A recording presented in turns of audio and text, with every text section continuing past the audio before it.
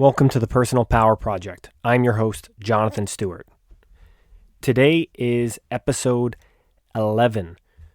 So thank you for your support. Thank you for coming along for the journey. I got a lot of stuff planned and some upcoming new guests. And today is going to be a solo podcast. Okay, so just bear with me and we'll get things right along. But before we get in, I'd just like to get some of my thoughts out of the way. And again, whenever I do these solo casts, it's because I've been thinking about a particular topic or have just been considering something in general, have done some reading regarding a phenomena in the world. And so let me get into it. This sort of discussion takes place in the realm of what freedom of thought means, and furthermore, what freedom of speech means. And I'm a bit confused in the present moment what it actually means to have freedom of thought, and furthermore, to have freedom of speech. And again, I'm not here trying to libel charges against anybody. I'm just presented with information about the world, whether it's news, discussions with people, and I'm trying to make sense of it and understand it and give you all something to think about and understand through that. Does that make sense? In other words, do not take what I'm saying as the gospel. Ask yourself why you feel a certain way regarding what I'm talking about. Additionally, don't just, stall yourself into believing that what I'm saying is the last and be all. Try to discover for yourself what the questions make you feel like or what they make you think like. And because that's the last thing I want to have my listeners do, which is not think for themselves, not have any sort of freedom of thought, freedom of speech. Because after all, we need to have some semblance of what that ultimately means for dialogue to occur. And if you go back to a couple episodes before in which I discussed, get to know regarding the speech by Teddy Roosevelt about the man in the arena, you'd start to understand what I mean by getting into dialogue, right? So today I had been thinking about a quote from Aristotle. Okay? Aristotle is, there's Socrates, there's Plato, and there's Aristotle. The three of the most important ancient Greek philosophers. Of course, there's the pre-Socratics, who are, again, pre-Socrates. And I think it was Bertrand Russell who said every philosophy after Plato is footnotes to Plato. And what that basically means is the questions that Plato raised are still being questioned to this day and argued, and everything, coming after Plato is just, an addendum to him. In other words, it's like as if Plato wrote the first 10, commandments, and everything else is it's just hogwash. No, you just got to go see Plato. Well, Aristotle learned underneath Plato, and many would argue he, outperformed him. Aristotle was the great categorizer of the world. And for him, we have our understanding of science and, his writing on rhetoric, ethics, etc., which he laid out like a scientist. So one of the quotes that I had been thinking about very recently regarding Plato is this one, and I'm going to read it for you. This is from Aristotle, okay? It is the mark of an educated mind to be able to entertain a thought without accepting it. I'll read it one more time. It is the mark of an educated mind to be able to entertain a thought without accepting it. Now, when you hear that, I want you to really take some time to actually understand what it means, and for yourself too. Really think about what it actually makes you perceive, right? It is the mark of an educated mind to be able to entertain a thought without accepting it. And I think too often we don't think that that is the mark of an educated person. In other words, we don't think it's the mark of an educated person to be able to entertain a thought without accepting it. In fact, I think currently we believe the mark of an educated mind would be to not entertain a thought, but accept it. So I know that sounds kind of odd to say, but really think about it. Really ask yourself, what thoughts can I entertain without accepting it?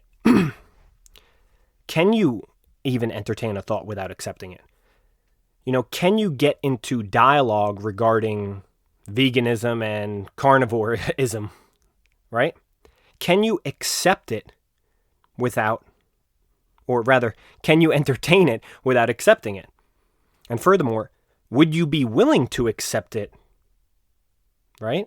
Like, it seems to me that there's an unwillingness to entertain, and furthermore, an unwillingness to accept it, even if it goes in the face of basic logic and reason, right?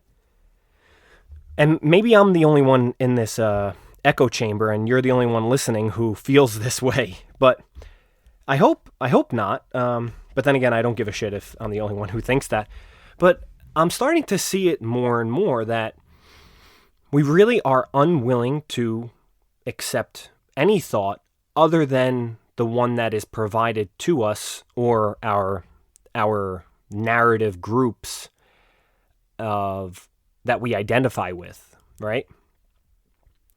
Now, it's interesting that freedom of speech and moreover the freedom to think, we didn't always have this. And let me just give you some background information. And this is a very, very simplistic, understanding of the world in which the medieval era occurred and into the Enlightenment, okay? So, during the medieval era, right, and the Dark Ages, it was called the Dark Ages because most of the philosophical descriptions and discoveries at the time were inherently religious in nature. I'm not going to go into what those philosophies were, but, you can look those up for yourself. And they call it the Dark Ages for a reason. There wasn't really a freedom of thought, so to speak, but moreover, like a conventional understanding of your place in the world with religion and with God as, the centerpiece that would sort of form your predestined experience in the world. So there was freedom of thought, freedom of speech, but insofar as it related to this religious endeavor and the church. Does that make sense? I want you to, really think about that. We only had like freedom of thought, freedom of speech in the realm of the religious. Okay? And in the 17th century, there was an interesting guy, okay?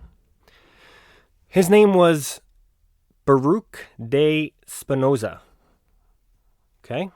Baruch Spinoza was a 16th century philosopher, and he was Jewish.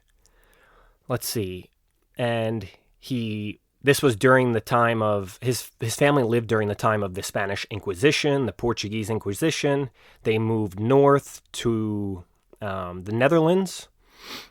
And Spinoza, many of us, well, I guess I'll get to that in a second point, but Spinoza ended up growing up in the Netherlands, and he's one of the forefathers of secular democracy. Now, when I say secular democracy, I mean democracy and separation of church and state, so to speak. Okay? But along the way, Spinoza, being a Jew, right, and going to a largely Christian area, actually was excommunicated from the Jewish synagogue. They said that he would, in other words, like die in hell and God, cast his stones against you. And because he did not subscribe to the dogma of the time, he saw God, religious freedom as ends in themselves. And he saw man's place within it as representing the freedom to live within the realm of God. He thought of God as nature and nature as God, so to speak. I'm dumbing it down for a reason. If you want to read it, go for it. I've done my fair share of that. But moreover, again, he posited that it was freedom of thought and freedom in general that the person needed to have in order for it to mark an actual step in the world for democracy and for us to sort of get out of the dark ages. Okay. So if I got you listening along so far, I hope so. And just stay with me. Okay. So fast forward to today, and that's a large jump, 400 years.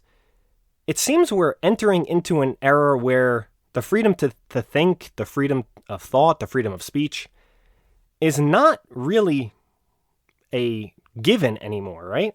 And it just assaults my mind to think that we no longer want to entertain thought without accepting it. And we no longer even want to entertain thought, And I ask myself all the time, why is that? Because when I read books, right? When I read opinions that are different than mine, when I read, I listen to YouTube videos or watch YouTube videos, or when I get into conversations with people who think differently than me, like there's nothing that excites me more. But even when I'm entertaining the thought, I'm not barring this person from speaking, right? I'm not telling this person, hey, you're wrong, I'm right. I actually just want to know why they think what they think so that I could understand more. Because if I understand more, then great. We're both left better off for it. So one particular topic that I had been just, I guess, perusing or letting marinate is the COVID-19 genesis, right? And I had been thinking about it for quite some time, but I was entertaining it without accepting it. And I'm still entertaining it, right? So the idea is that I was unsure because there were some folks who had raised this question that the lab in Wuhan was actually the gain of function lab in Wuhan may have caused the outbreak of SARS-CoV-2. Okay? Now, this is purely a hypothesis. Okay? So I had looked into it and I thought it was an interesting idea. And I thought it was an interesting hypothesis. And what I found was that there were some similarities with a possible outbreak in 2013 with one of the viruses called 4911 with the RTGA13 one that they had reproduced for this coronavirus. Anyway, there's like some fishy stuff about it, right? But and not with and also on that point, the idea that it came from bats was sort of up in the air as well, because bats are usually hibernating in that time of year, and they're nowhere near the Wuhan clinic. The Wuhan lab. But it originated in the Wuhan lab, and then when they said that it originated at the fish market, nothing came back with verifying that as a claim. Although, I mean, again, with any hypothesis, it's the thought of proposing a possible reason for explaining something and then digging through the evidence to either disprove or prove, right? So what I was interested in I was interested in my own friends and perhaps family on my Facebook page to post this idea. So what I did was I posted, I'm curious to know. I think I wrote, curious to know. What is your stance on the lab leak hypothesis? And I said, if you are agreeing with it that it's a possibility, or put a sad face if you don't like and you disagree, or comment below. So I had one person who wrote that was disagreeing, that's what I want. I want to know what the disagreements are and what the agreements are.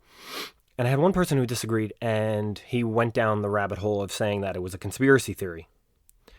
And now, I'm not sure. I asked this person, well, one, what makes it a conspiracy theory, right? And this person didn't respond. But I had another person respond and say that it's a conspiracy theory because hypotheses need facts in order for it to be a hypothesis. And this went on a drivel for about, 20 minutes of me explaining to this person what a hypothesis was, and none of us learned anything out of the dialogue, because in Facebook that doesn't happen. Because what happens is, on Facebook in particular, is something's labeled a conspiracy theory, and then you end up not talking about what issue you actually raised, but why this person is angry. And this person in particular was angry, and I could tell from it that she was making all these claims regarding people who said this, namely Trump, and as having like a very xenophobic undertone and background, but also that people who put this idea out there have like heightened fear senses. And again, this has nothing to do with the lab leak hypothesis. But anyway, moving on. So it seems to me that after further reading, right, I went into a research paper, and the research paper, I believe, was, let me just check. I believe this research paper was from India, I believe. Okay, and the doctors, I'll put the link in, okay? It's from Department of Surgical Oncology, Department of Head and Neck Oncology. These is COVID-19 man-made, and it's from the Cancer Research, Statistics, and Treatment.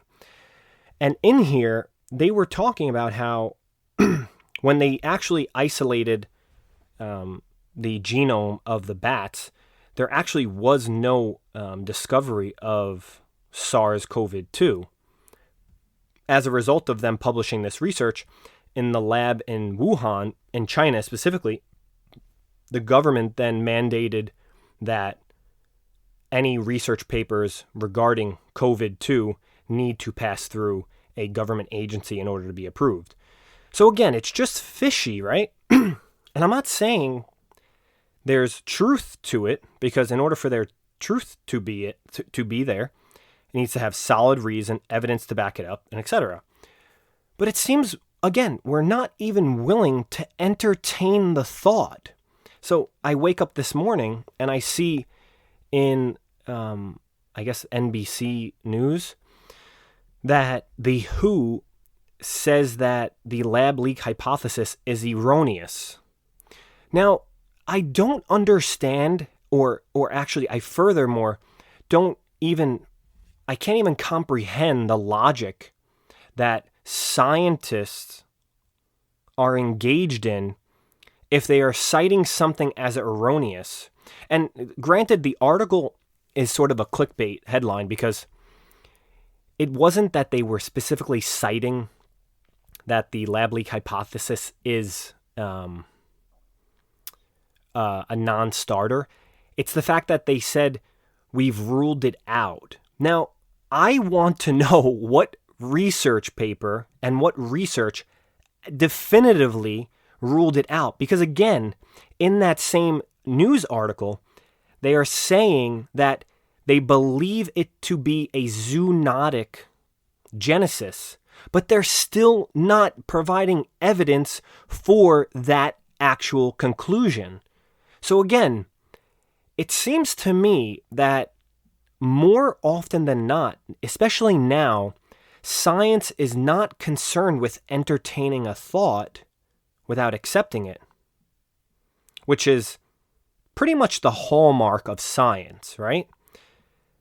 And I don't know how you would endeavor into science and give scientific reasoning for a particular issue if you are unable to entertain a thought without accepting it. Because if science itself, right? I use this example a lot with friends, family, clients in the past. It's like, in order for the statement all metals conduct electricity to be true and a law, right? That means that all other things, or rather all metals have to have been tested, right? All metals have had to have been tested that they conduct some form of electricity, or are conductors, rather, of electricity. Furthermore, all things that are not metals have to be tested if they are conductors of electricity, because science only works when it is falsifiable. And I think that many people are simply ignorant on that topic. In fact, they think if science is falsifiable, they think that means science is wrong or that it's spewing falsity. Now, the idea of falsifiability of science being a hallmark, I think needs further elucidation. So when I say something is falsifiable, right? In order for it to be a theory, a law, a fact, it has to be falsifiable, right? So if I give you an example, this is a famous example from, I believe, Karl Popper, who was, I believe, a scientist at Caltech. Don't quote me on that, but he's possibly one of the most well-known scientists in the realm of, education, nuclear energy, etc., and philosophy, moreover. So he has this, I forget what it's called, but it's like there's the dragon theory, or they call it like ad hoc explanations. Ad hoc explanations mean after the fact. Okay, so it's like, hey, Ma, I'm telling you, hey, look, as you're listening to this podcast, right, there's a dragon to your left. So now you're driving in your car, or you're walking, or whatever, or you're laying down, you look to your left, and there's no dragon. And I say, oh, no, it's not to your left. Or rather, it is to your left, but it's invisible. And then you're like, oh, okay, well, maybe all right, so how can I find it? Well, then you do one of two things, right? You say, well, I can't see it, or you take like some pixie dust and you throw it out so you can see the outline. And you do that, right? And then you say, oh, well, it's not there. I threw the pixie dust. And then I go, oh, well, you know what? It's actually out. It's above your car, or it's to the right of you now. And I give you another ad hoc explanation. Okay? And then you look to the right of you, you look on top of the car, and you're like, it's still not there. And then I go, oh, wait, it's underneath the ground, so you can't see it. So you see, all the while, I'm actually providing these ad hoc explanations that leave you without having an ability to falsify it, right? So here's the thing. if coronavirus actually came from a zoonotic, from an animal, then that means we, one, have to actually go through all of the steps to show that that is the case, but we also have to go through the steps that would show that it is not the case, that it came from other means, right? So again, the falsifiability factor remains, and I think we're not entertaining the thought without accepting it because we're not even willing to entertain anything other than what our group identifies as a conspiracy theory. And a conspiracy theory, it's worth noting, is actually purporting a truth, okay, without factual evidence. Does that make sense? Okay? Like a hypothesis, I can have a hypothesis right now and that says, I have a hypothesis that I can levitate. That I'm levitating as I'm speaking through this podcast. Okay? It doesn't have to rely on any facts. But how can I prove that that is not the case? Well, get some physicists in here, weigh me down, take measurements of gravity, see where my feet are and things of that nature, and see where my feet where they are not as well, right? If my feet are on the ground, they are certainly not in the air, right? A conspiracy theory is saying, no, we can prove it, but we don't have the evidence. Does that make sense? Like, it's not even proposing a difference of hypothesis seeking. It's actually purporting this is the case. And I am not saying that coronavirus originated in a lab. I'm saying it's worth entertaining the thought without accepting it, just as you would do in science to prove anything else, right? And again, I don't know why so many of us are just spewing this idea that it's a conspiracy theory, or that anything for that matter is a conspiracy theory, or that entertaining any type of thought is sacrilege or against my beliefs, when it's the hallmark of an educated person. I feel like I'm quoting Aristotle again, but it's the hallmark of using reason, right? You wouldn't get into a conversation with someone, I guess we do now, rather.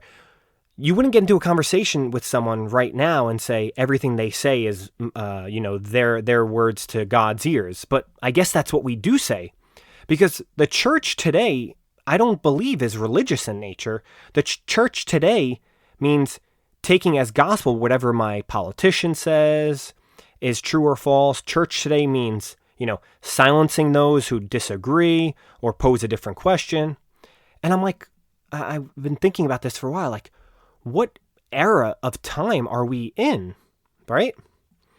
How is it that we are accepting or so non-accepting of alternate hypothesis or hypotheses, but we're so willing without available evidence to accept another hypothesis? And again, I'm not, I don't want to harp on the COVID issue itself, but it's something that happens in economics. It's something that happens in, daily life when we make certain hypotheses without available evidence. But we somehow think when we do it on our own and we're using our own mental faculties, like, hey, the light didn't turn on. I wonder why that is.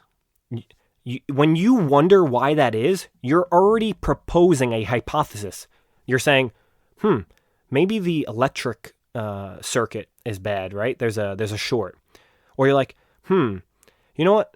Maybe there's someone downstairs who hit a pole or knocked out the service, whatever it is, right?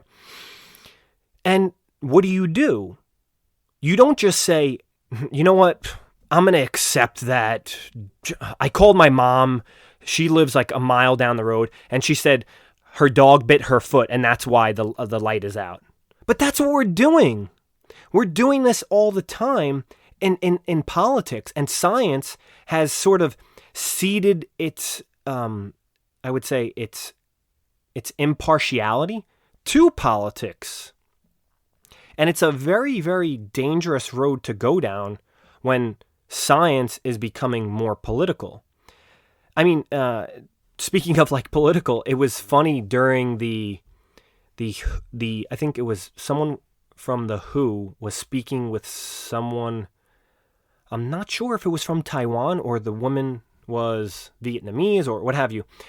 And she had asked one of the directors of the WHO, I'll put a link again to this in the show notes. She asked the person who was giving information about the coronavirus, like, well, what about Taiwan? And the person who heard the question, he cut out his audio and his video. They got him back on, and she asked the question again. He goes, yeah, like, let's go into the next question. And the reason why that they don't call Taiwan on the WHO is because the WHO is funded in part by China, who doesn't want the WHO to actually mention Taiwan as a place. So again, I'm not saying any of this is conspiratorial. What I am saying is that how are we to entertain thoughts and proceed further as a country, as a nation, as a society, as a people, if our science is not willing to entertain any thoughts without accepting it, right? They want to accept it, but not entertain any thoughts. And the mere acceptance of a thought would be whatever is colloquially agreed upon through the scientific endeavor itself, but not actually having a inquisitive nature as to why we are not accepting other thoughts and as to why we aren't presenting evidence that this is the case and no others are the case. And, you know, I don't know, again, where that leads us, but it doesn't lead, one, people who are actually following on the front lines. I don't consider myself following on the front lines, but maybe following in the back lines.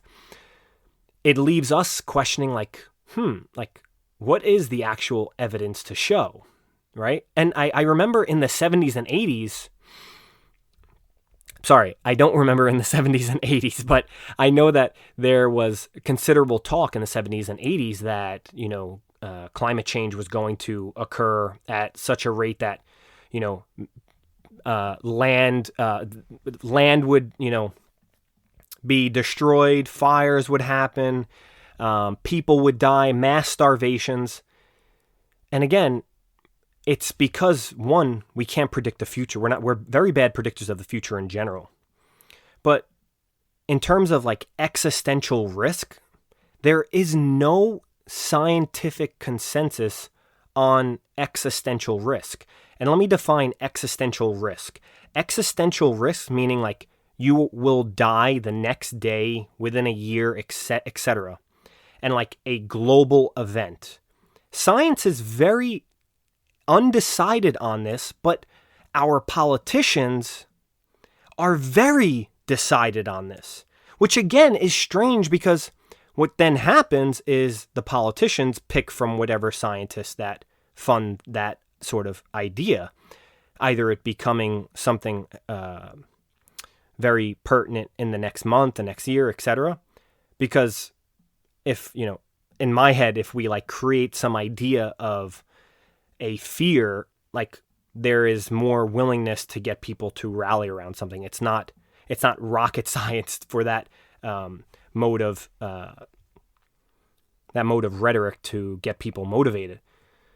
But it's odd that we aren't having a dialogue in the scientific community that's talking about like, hey, well, what are like the real existential risk? Like maybe nuclear weapons? Like, I don't know. There's a ton of nations that have, you know, the nuclear football like President Biden has. And it's like, why don't we have more conversations on that? Because that is a much more quote unquote existential risk that will actually cause irreparable damage and be a global lights out sort of scenario.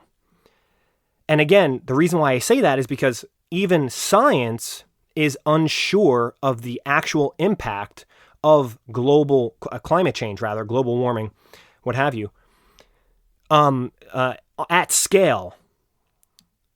Do you understand what I'm saying? And now I want you to entertain that thought without accepting it. You would think to yourself, I disagree with John. I think climate change actually will occur in, 5 years and result in this. Awesome. Show me the research so we can both understand where you are coming from when you're citing this. And how is it that they came to this reasoning in predictive data analyses that show that this will actually occur, right? But think about it. Think about how you can entertain this thought without accepting it.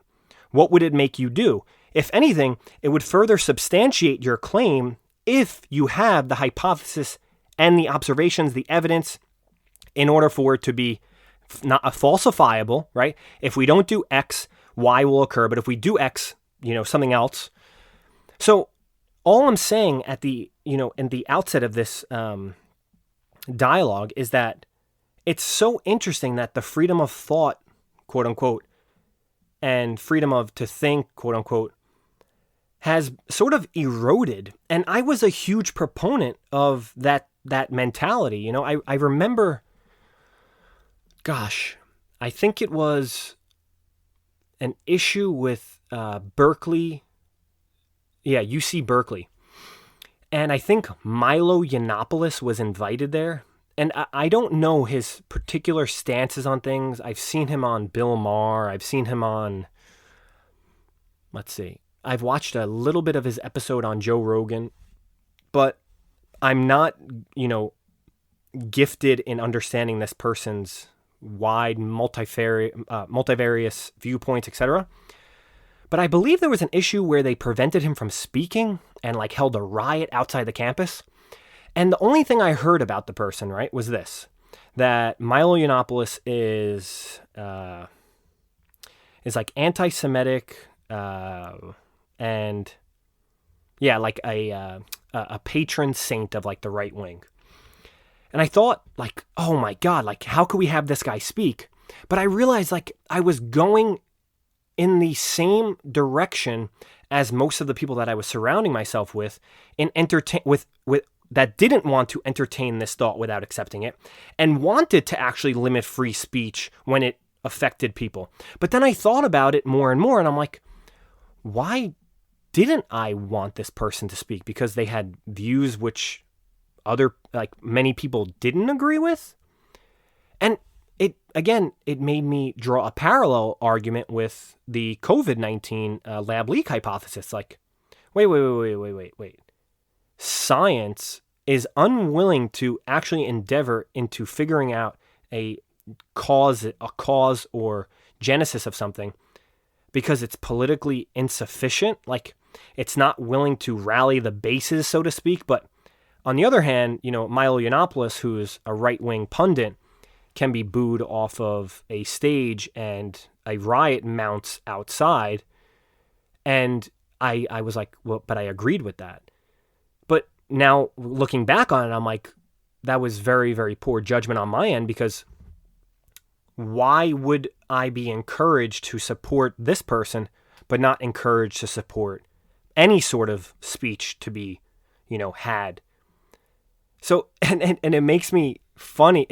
Again, the parallels even draw nearer to a guy like Baruch Spinoza 400 years ago, who was excommunicated from the Jewish synagogue, which was a big synagogue in the Netherlands and Amsterdam at the time, because he held views different than the current establishment. And it's funny because he was he was the most impious man in the world, but he would go on to be the most important philosopher in the world, bar none. So I think it's important for us to actually entertain thought. That's what I will leave you with. It's important for us to want to engage collectively in conversation that raises different hypotheses, right? When you have an argument with a friend about, who won the Super Bowl, What you're doing when you say like, oh, this is why Patrick Mahomes' team lost and this is why Brady won, you're proposing hypotheses that possibly can be tested. And if they can't be tested, then, then it wouldn't, if it were bore out to be true on your account, we really can't say, right? If I say, oh, well, it's because, the defense on the Tampa Bay was better. Could that be proved? Well, then we would have to look at exactly the defense that Tampa Bay had on this particular game versus other teams and how it played out. Was it the same and what were the results? And then we could, create like a graph and show the data. But I would also need to show data that was going against that, meaning, all right, well, maybe it was the offense. So, see how we can falsify it? So maybe it wasn't the defense, it was the offense. Or if we were to, do like a collaborative effort, maybe it was both.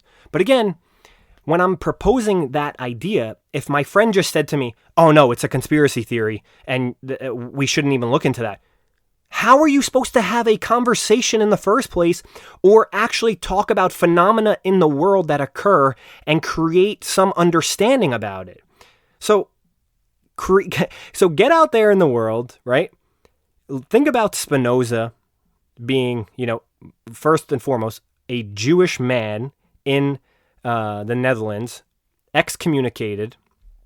And then think about Aristotle's quote, right, is the mark of an educated mind to entertain a thought without accepting it. And think about where you fit in with regard to that quote and why, right? If you fit in and you understand this quote and you actually distill it down, you're like, yeah, I feel like I entertain thought without accepting it. Ask yourself why you do that. Ask yourself how you do that. Ask yourself questions about, other than the clickbait that you're given on Facebook and social media, as to why it's important for you to accept, thought without, to entertain thought without accepting it. And ask yourself why others don't do the same or how you can better do that for other people. I hope I do that for people on this podcast because I like to entertain thought without accepting it. And it's the hallmark of what I feel so strongly about, that if we were to erode this fundamental teaching, this fundamental understanding, it would erode our freedom of speech and our freedom, furthermore, to think.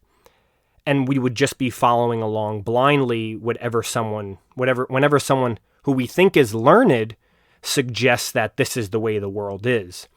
And for me, it's not that I'm disagreeing with their understanding of the world. I'm actually disagreeing with not having the ability to do it for one's own self. And furthermore, for that person to say, this is the reason why, you don't need evidence. Anytime someone says that, you need to question it. And that's all I have to say. If you like what I said today, great. If you don't, also great. Please like, subscribe, follow me on Facebook, Personal Power Project podcast. Check out my website, leave a review, and stay tuned for next time. Take care. Bye-bye.